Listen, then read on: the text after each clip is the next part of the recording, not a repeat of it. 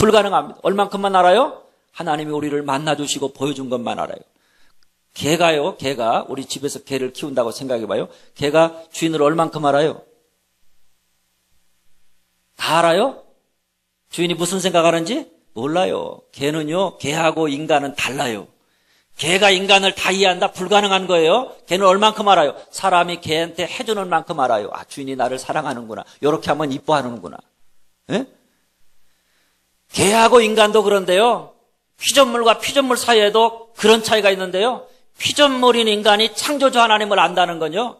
인간이 인간의 지혜와 능력으로는요. 창조주 하나님을 온전하게 안다. 그것은 불가능한 거예요. 얼만큼 알아요? 하나님이 보여준 만큼 알아요. 하나님이 우리에게 나타나셔서 우리를 쓰다듬어주고 이런 때 하나님이 위로해 주시고 말씀해 주시고 하나님이 이런 분이구나. 하나님이 우리에게 나타나신 만큼 아는 거예요. 하나님이 우리에게 말씀하신 만큼 아는 거예요. 하나님이 우리에게 계시하신 만큼 우리가 아는 거예요. 그러니까 우리가 조금 알고 있는 거죠. 그죠? 조금 알고 있는 거예요. 하나님 다 알고 있다. 이 교만이에요. 어리석음이에요. 하나님 다 알 수가 없어요. 항상 그래서 우리 인간은 하나님 앞에 겸손함으로 늘 하나님을 알고자 하는 마음으로 갈망하는 마음으로 사모하는 마음으로 하나님 앞에 나와야 하는 것입니다.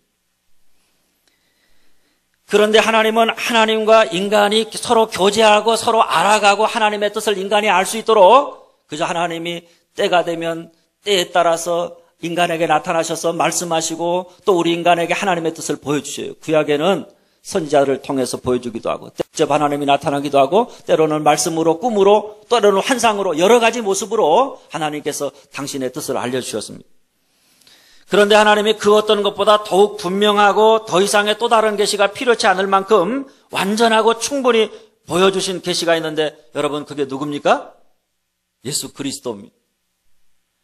우리 하나님은 예수 그리스도를 통해서 특별히 예수님의 성육신, 예수님의 십자가, 예수님의 부활, 예수님의 승천 이 모든 것들을 통해서 죄인된 우리를 향한 하나님의 뜻과 하나님의 마음, 하나님이 감춰두었던 구원의 비밀을 우리에게 알려주셨다 하는 그런 말씀입니다.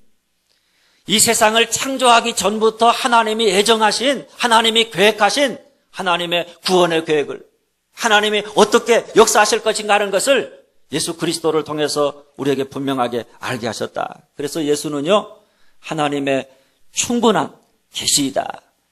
더 이상 다른 계시가 필요하지 않을 만큼 우리가 예수 그리스도를 안다 그러면 우리가 하나님을 알 수 있고 하나님을 알면 그 하나님과 교제하면서 하나님의 뜻을 이루며 살아갈 수가 있다. 이런 말씀입니다. 그런 여러분 오늘 우리가 하나님을 바로 알려면 무엇보다 먼저 누구를 알아야 합니까?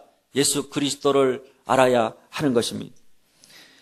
그래서 대부분의 성경 공부 책자들을 보면 뭐 선교단체의 성경 공부 책자든지 뭐 이렇게 성경 공부 나와 있는 교재들을 보면요, 뭐 한국이나 외국이나 다 마찬가지예요. 성경 공부의 책자들에 맨 먼저 나오는 주제가 뭔지 아세요? 예수 그리스도입니다. 예수님은 누구신가? 예수님이 왜 십자가에 죽으셨는가? 왜 부활하셨는가? 그분은 지금 무엇 하고 계시는가? 예수 그리스도가 누구신가라고 하는 것에서부터 모든 성경을 공부하는, 성경을 연구하는 것이 출발되어지는 것은 예수 그리스도가 하나님의 완전한 계시이기 때문입니다. 예수님을 알면 우리가 하나님을 알고 하나님을 바로 알아야 성경을 바로 이해할 수 있고 그래야 하나님과 우리가 하나님의 뜻을 따라서 순종하는 자로 살아갈 수가 있기 때문입니다. 여러분 바로 여기에 오늘 우리 신앙의 중심에 예수 그리스도가 자리하는 이유가 있는 것입니다. 바로 여기에 우리가 우리 주님의 십자가와 부활을 붙잡고 살아야 하는 이유가 있는 줄 믿으시기를 바랍니다. 그런데 문제가 뭡니까? 아무나 우리 주님의 십자가를 보고 십자가의 비밀을 깨달을 수 있는 것이 아니라는 이야기입니다. 우리가 아무리 십자가를 보고 또 보아도 십자가를 통해서 나타난 하나님의 뜻의 비밀은 우리 인간의 지혜로는 알 수가 없습니다. 그래서 바울은 고린도전서 2장에서 하나님의 사정도 하나님의 영 외에는 아무도 알지 못하느니라. 신령한 일은 신령한 것으로 분별하느니라 이렇게 말씀하고 있는 것입니다. 그래서 오늘 8절 말씀은 하나님이 우리 곧 구속함을 받은 성도들에게 모든 지혜와 총명을 넘치게 하셔서 하나님의 뜻의 비밀을 깨달아 알 수 있게 하셨다. 이렇게 이야기합니다. 여러분, 이 말을 다른 말로 하면 만일 하나님이 우리에게 지혜와 총명을 주시지 않았다 그랬다면 우리가 예수를 보고도 하나님을 알지 못하고 예수의 십자가를 보고도 그 십자가에 담겨져 있는 하나님의 사랑, 그 크신 사랑을 우리가 깨닫지 못하고 하나님의 비밀을 알 수가 없다는 것입니다. 그러나 여러분, 만일 우리가 하나님의 구원의 비밀, 십자가의 은혜를, 십자가에 나타난 하나님의 뜻을 깨닫지 못하고 살아간다. 그러면 아마도 우리 역시 이스라엘 백성들처럼 예수를 믿기보다는 그저 어리석은 삶을 살다가 자기 자신의 의와 자기 자신의 노력과 열심을 믿고 율법을 행하면서 살아가다가 결국에는 실패한 인생으로 끝나버리게 될 것입니다.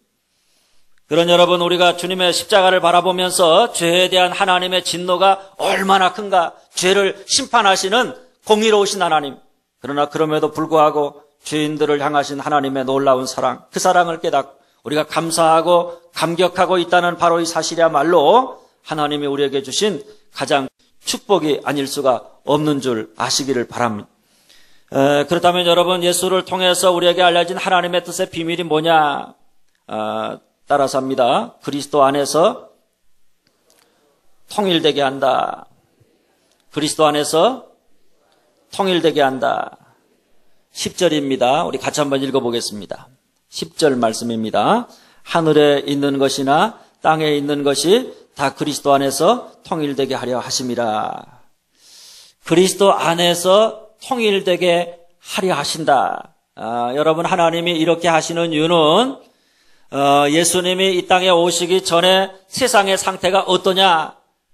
통일되지 못했다는 거예요. 통일되지 못했다는 건 뭐냐면 한말로 얘기하면 혼돈 가운데 있다 하는 이야기입니다. 성경의 표현으로 하면 성경은 이렇게 말합니다. 한번 따라서 합니다. 각기 제 길로 간다.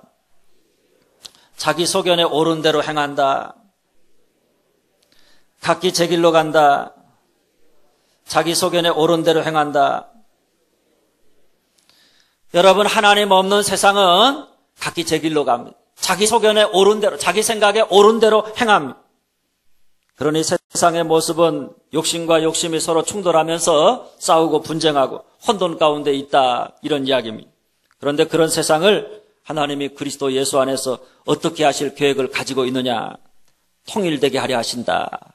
그 세상을 통일되게 하신다. 그리스도의 깃발 아래로 하나로 모으신다. 예수를 통해서 사람들이 하나님을 찾고 하나님을 뜻을 따라서 순종하고 하나님의 말씀 따라서 순종하는 새로운 사회 질서, 새로운 사회를 이루기 원하신다, 이런 말씀입니다.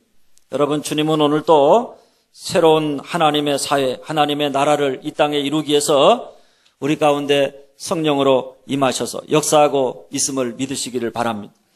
그러므로 오늘날 주님의 몸된 교회와 지체된 우리 성도들이 해야 할 일은 다른 게 아닙니다.